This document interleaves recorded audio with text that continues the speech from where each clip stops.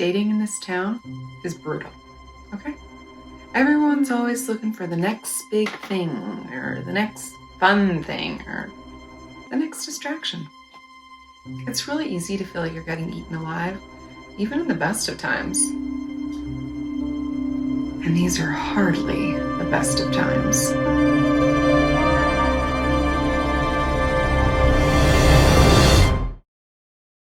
Such a real and vibrant chemistry just jumping off the screen, and these excellent performances that were so grounded. I really did feel like they were meeting for the first time and they were talking for the first time.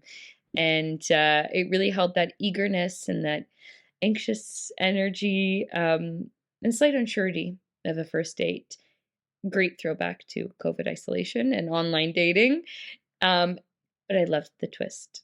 And I was so smitten by their chemistry. I was really thrown for a spin that when a giant beast was running amok. I thought great storytelling in terms of just the sound being our first hint that something's off. And then the final image just terrifying, but very funny.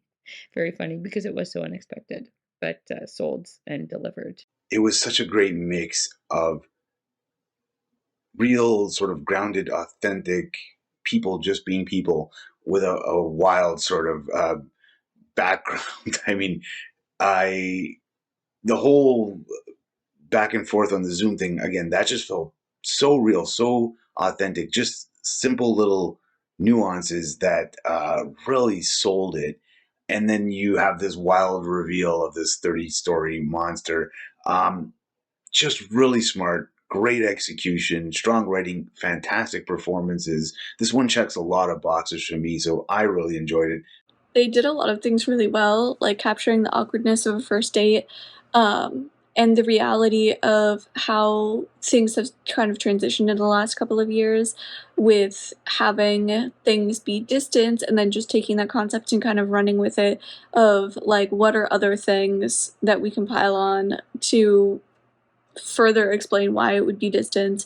Um, and in general, I think that if people are, you know, doing online dating or blind dating and things like that, the past year and a half is, or the past 2 years has really affected that. So I think that a lot of people are trying to do like a video chat, meet, whatever first, which I think is just an interesting concept. And then to, like I said, take that and run with it, I thought was really, really clever. And then to kind of like, I think all of us assumed that it was pandemic related and that's what the film was going to be about and that they were going to spin it from there. But then to have a giant monster attacking, romping around and attacking Los Angeles, amazing. Such a great ending. I really liked that. And the fact that she kind of like made it a joke because obviously like she liked him, but like it was a first date. She wasn't like attached yet. So I don't know that she would be super devastated other than like the general devastation that that kind of situation I imagine would bring. In the beginning, it felt almost like a documentary, but then it switched into, the Zoom communication, and the switching between the Zoom and, real life footage was done really well, I thought. The conversation felt really real and organic between the two characters. You were lulled again into like a false sense of security. You're into their conversation. It feels just like, modern time dating and, during COVID even.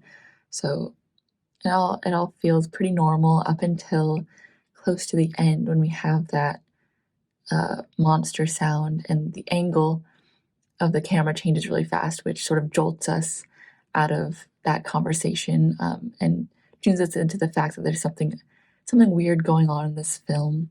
So I thought that was really well, a really great way to sort of switch things up. Um, I thought, the premise was super clever. Yeah, throughout the whole thing, I just think it was so clever.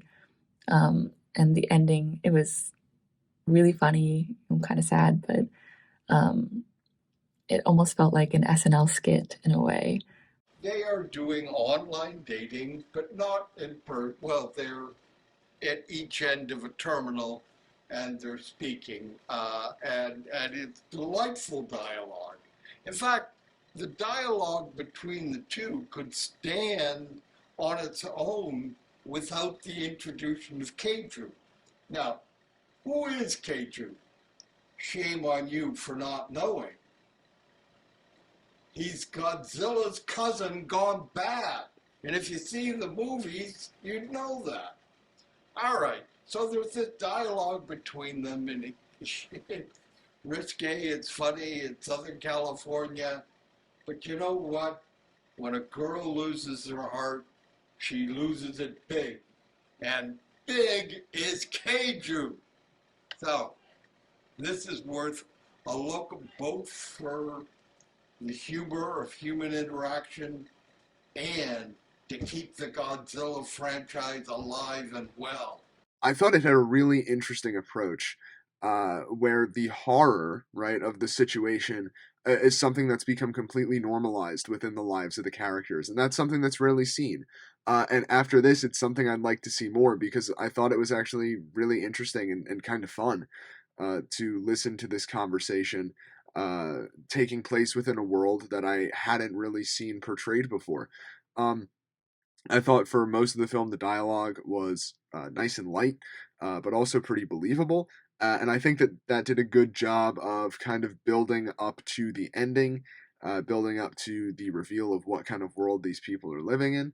It establishes a very unique atmosphere. I think that it's doing a pretty good job of working for as an allegory for how people have been living or how people have been feeling about their lives for the past 2 years or so. But I thought that this was really fun, really interesting. It had a comedic element in the beginning. It's definitely had a horror element, almost like a satire. It was very interesting. Overall, it was well told and well made.